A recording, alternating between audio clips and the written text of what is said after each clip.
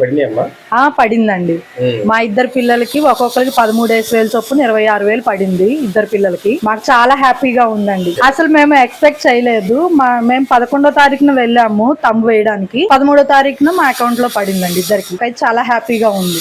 గతంలో ఒక్కరికే వచ్చింది, అది కూడా 2 సార్లే వచ్చిందండి. గత 5 ఏళ్లుగా మాకు 2 సంవత్సరాలు మాత్రమే పడింది. అప్పుడు ఒక్కరికే పడింది. కాకపోతే మేము అనుకుంటాం కదా, ఇద్దరు పిల్లలు ఉన్నారు, ఇద్దరిని చదివించాలి అని. కానీ ఈ ప్రభుత్వంలో మాత్రం ఎంత మంది పిల్లలు ఉన్నా చదువుకోవడానికి మాకు అవకాశం ఇచ్చినందుకు చాలా హ్యాపీగా ఉంది. ఇప్పుడు ఇద్దరు పిల్లలకి పడితే ఇంకా చదువుల గురించి అంత మేము భయపడే పనే ఉండదు కదా ఇంకా అన్న హ్యాపీనెస్ మాకు చాలా హ్యాపీగా ఉంది. చాలా ముందుగా లోకేష్ గారికి చాలా థ్యాంక్స్ చెప్పుకుంటున్నాం. మేము అన్న ప్రతి ఒక్కటి కూడా ఇలాగే ఒక్కొక్కటి మేము అనుకున్నవన్నీ కూడా నెరవేరుస్తారు అని కోరుకుంటున్నామండి. పిల్లల చదువు విషయంలో మెయిన్ ప్రతి ఒక్క మధ్య తరగతి కుటుంబం, ప్రతి ఒక్క పేరెంట్ కి మేము ఎలాగో ఉన్న స్థితికి వెళ్ళలేకపోయాం. మా పిల్లలైనా మంచి పొజిషన్ లో ఉండాలి. అది దేని వల్ల కుదురుతుందండి?